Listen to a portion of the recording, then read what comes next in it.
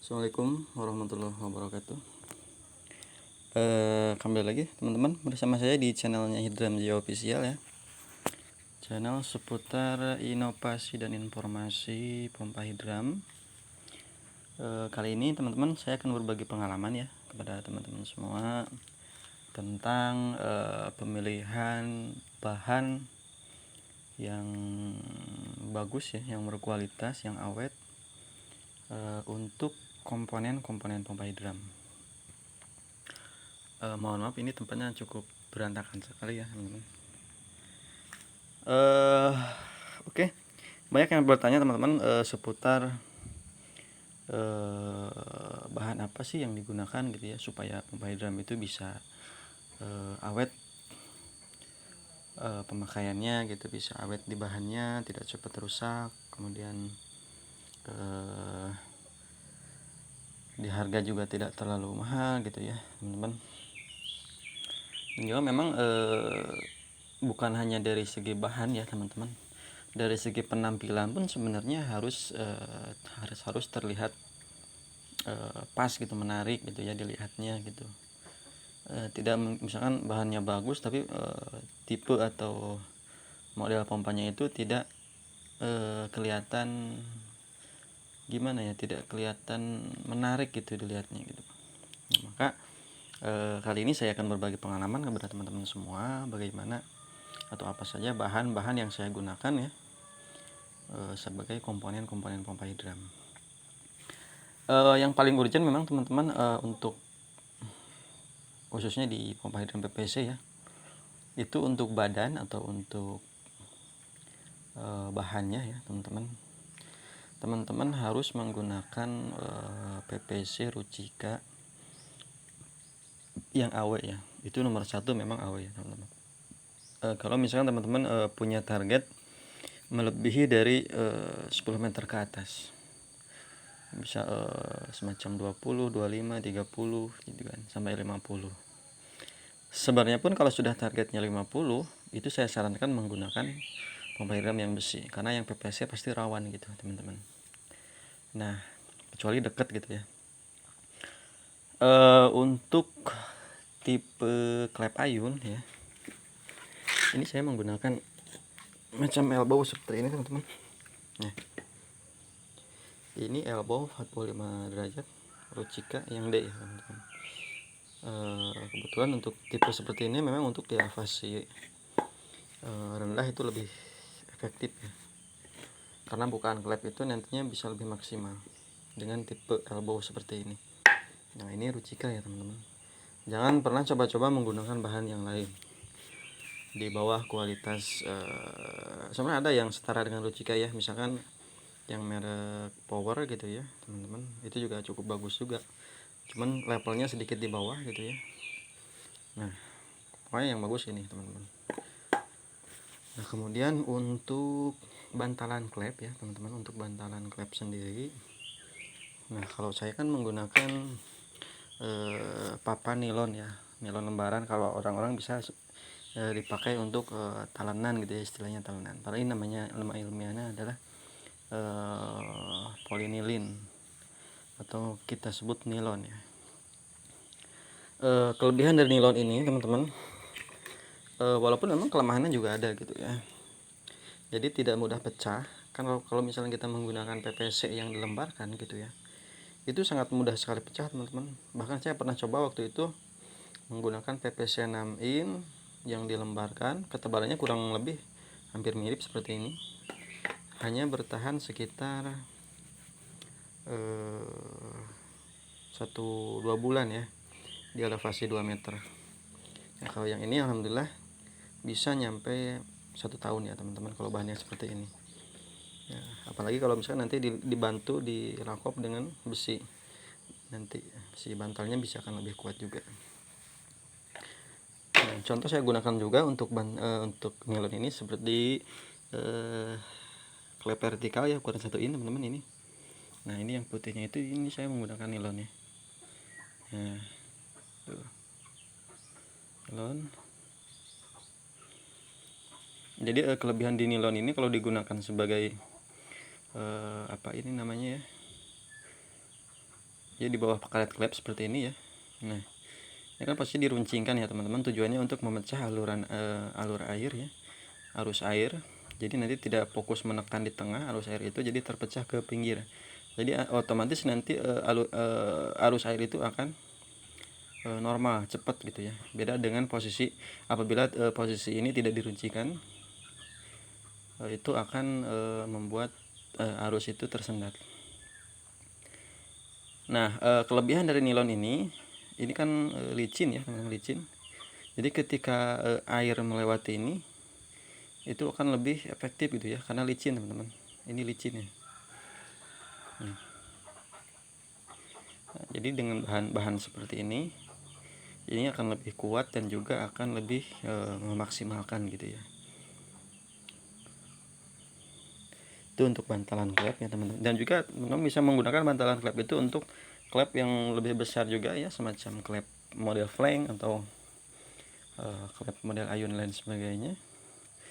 Kemudian untuk karet klep ya teman-teman, karet klep saya menggunakan, nah ini dia, ini namanya Uretha.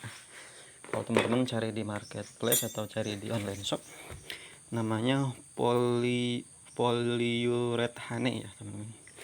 Ini saya beli di Bukalapak ya. Ya harganya lumayan sih kalau beli selembar gini ya teman-teman. Karena memang nggak ada juga sih yang lembaran dikit gitu ya. Cuman ya harganya sedikit lebih mahal juga gitu. Tapi ini berbanding sangat puas gitu untuk pemakaiannya, sangat maksimal. Karena kalau kelebihan dari polyurethane ini kita singkat dengan nama Uretha ya, itu tahan tekanan ya teman. Kalau karet biasa kan, kalau misalnya kita gunakan karet conveyor ya, karet conveyor itu kan lama-lama dia menipis ya, menipis dan kalah. Kalau ini sampai kapanpun ukurannya meskipun ditekan dengan tekanan yang cukup besar, ini tidak akan robah. Ketebalannya akan seperti ini, tidak akan menipis gitu ya teman-teman. Nah, kelemahannya kalau sudah berumur tapi ya lebih dari mungkin 1 tahun ke atas, kelemahannya nanti di sini akan ada retak-retak aja gitu, baru kita ganti lagi. Cuman kalau ini kalau dibandingkan dengan karet conveyor, ini lebih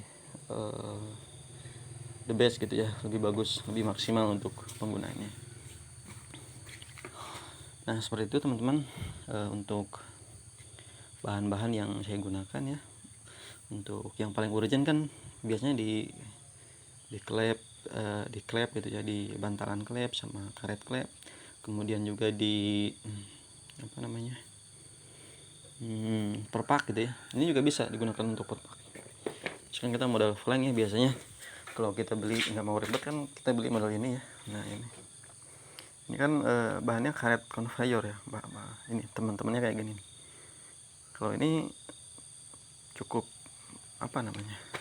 cepat rusak lah gitu, nggak kuat ya, semakin tekan malah lama semakin tipis gitu. Kalau ini semakin tekan semakin bagus gitu, rapat. Nah kemudian apa lagi ya teman-teman, pokoknya bila teman-teman ingin ada yang ditanyakan ya silahkanlah isi di kolom komentar ya. Nanti mungkin saya kedepannya bisa mereview kembali untuk bahan-bahan ataupun apa yang ditanyakan oleh teman-teman. Insya Allah mungkin bisa saya beri gambaran gitu ya. Kemudian yang memang harus ada juga untuk alat-alat yang digunakan ya teman-teman. Biasanya saya menggunakan alat yang paling vital itu ada bor ya, ada gurinda juga. Nah kemudian ada mata bor hollow seperti ini teman-teman. Nah ini tujuannya untuk membuat nantinya melubangi atau memotong seperti ini ya. Ini kan nantinya untuk dibuatkan karet klep. Itu saya menggunakan ini ya, supaya kan bulatannya sempurna gitu. Seperti ketika melubangi untuk lubang limbah gitu ya. Itu pun sama saya menggunakan ini, jadi nggak ribet gitu teman-teman. Enak lah gitu. Jadi ukurannya pas sama gitu. Kemudian apa lagi ya? Nah untuk bahan-bahan yang lainnya teman-teman, semacam ada spring ataupun baut ya, memang bagusnya sih menggunakan baut yang stainless, contoh seperti ini ya teman-teman. stainless itu warnanya seperti ini, putih-putih gitu ya, bening. Kalau baut biasa kan kuning-kuning ya betulnya. Nah ini kuning gitu ya teman-teman. Tapi memang dengan menggunakan baut biasa pun sebenarnya kalau menurut saya gitu ya, itu masih kuat jangka lama sih. Karena memang meskipun di dalam air tapi kan terdorong arus gitu ya. Contoh seperti ini nih, ini saya kan menggunakan baut biasa ya. Nah, ini menggunakan baut biasa yang kuning gitu ya. Nah, ini pun sebenarnya kalau posisinya di klep kan terdorong air ya. Jadi ketika ada karat itu dia langsung dibersihkan oleh arus air yang datang. Jadi nggak cepat karatan sebenarnya. Karatan itu kalau misalkan posisi ini diam gitu, si bautnya itu baut yang diam, nggak gerak seperti klep gitu ya. Jadi aman juga sih sebenarnya pakai model seperti ini juga. Tapi kalau lebih bagus sih pakai baut stainless ya teman-teman. Untuk springnya pun, nah itu dia, itu spring stainless juga tuh ya. Nah, itu buat bantuan tekanan di klep limbah yang model flank biasanya saya gunakan itu, ataupun model shock drat. Oke, mungkin gambaran teman-teman seperti itu ya untuk bahan-bahan. Kemudian juga tambahan juga ya teman-teman, buat teman-teman yang memang ingin coba-coba kemudian masih belajar gitu ya. Kalau langsung beli bahan-bahan yang seperti ini kan lumayan mahal juga gitu ya. Teman-teman nanti bisa caranya bisa beli sedikit gitu ya. Saya juga sebenarnya jual juga gitu, kalau teman-teman ada yang mau belajar gitu, mau dibuatkan klep limbah atau mau dibuatkan klep hantar, itu bisa juga sih sebenarnya. Atau mau beli bahan-bahannya sedikit-sedikit bisa juga gitu teman-teman. Nah, kalau memang teman-teman mau dicoba nanti di rumah gitu, tinggal nanti di kontak aja ke nomor WA-nya. Oke, seperti itu ya teman-teman. Ini mohon maaf tempatnya memang berantakan seperti ini. Kali ini ada perakitan ya, ukuran 1 in untuk pesanan dari aplikasi Shopee kalau nggak salah. Ya teman-teman, semoga bermanfaat ya. Sekian saja, jangan lupa like dan subscribe. Oke, sekian saja. Assalamualaikum warahmatullahi wabarakatuh.